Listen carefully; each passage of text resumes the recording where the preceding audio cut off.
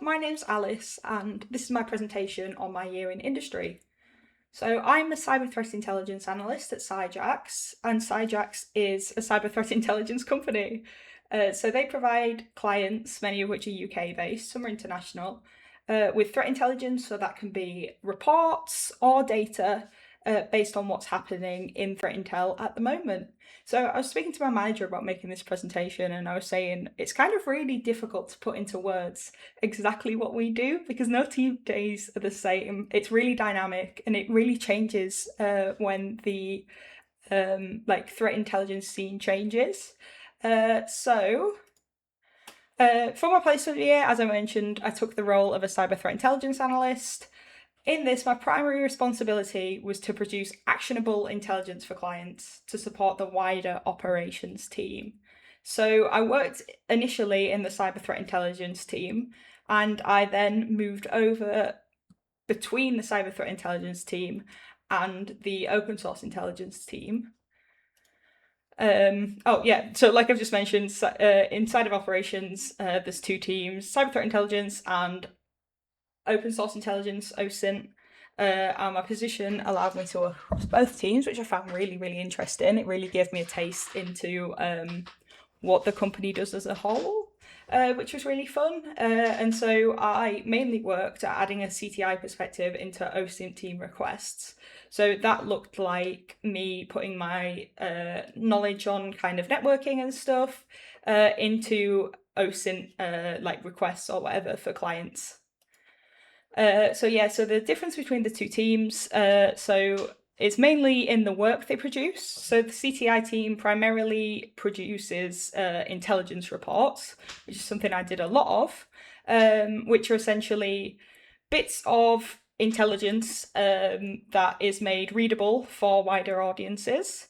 So this can be primary source, so going out and investigating threats and stuff, or it can be secondary source. So every day we receive a big long list of cyber attacks that have happened, new vulnerabilities that have been disclosed, and new malware samples.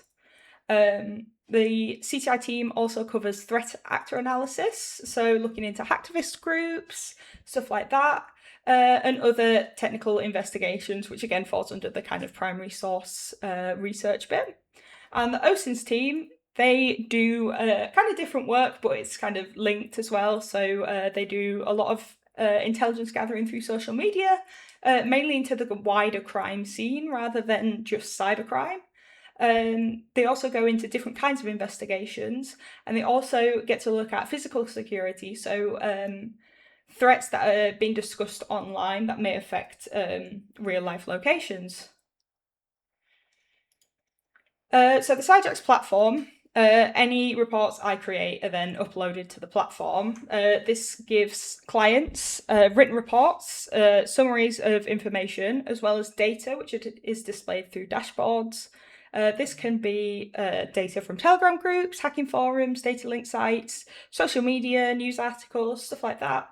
My job was basically to feed the platform with more intelligence. So this is just a glimpse as to what the platform looks like. This is the critical infrastructure dashboard. So this highlights all cyber attacks, recent ones. So we see this is sorted by the last 6 months. That is affecting critical infrastructure, so energy, water, stuff like that. And so you can see it's sorted by country. It's got the MITRE ATT&CK framework in there, so you can see which areas of the MITRE ATT&CK framework threat actors are mainly using. You've got energy incidents included in intelligence reports. You've got news articles, and then there's kind of tallies of incidents, and then the threat actors behind the most attacks in the last year. So back to intelligence reports, they're often written based on secondary sources, and they can be written on a number of subjects, such as analysis of recent cyber attacks, new vulnerability disclosures, and analysis of malware samples. So this is an interesting one I did recently, using data from the Polish Computer Emergency Response Team about a power plant that was breached using a private APN. That was a pretty interesting one.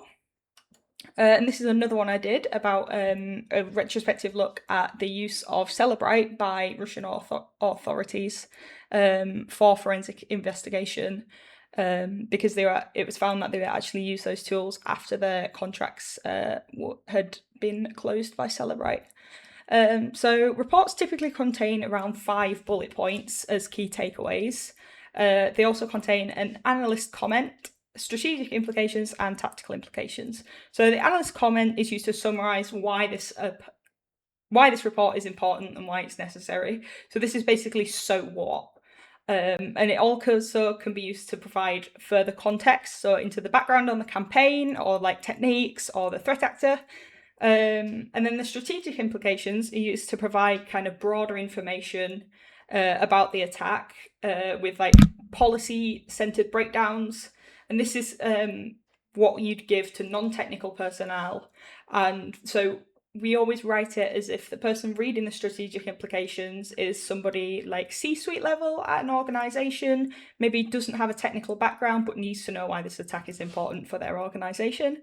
And tactical implications are for security teams, system administrators, stuff like that, just to provide technical details into how to identify this campaign and some of the times how to mitigate against it.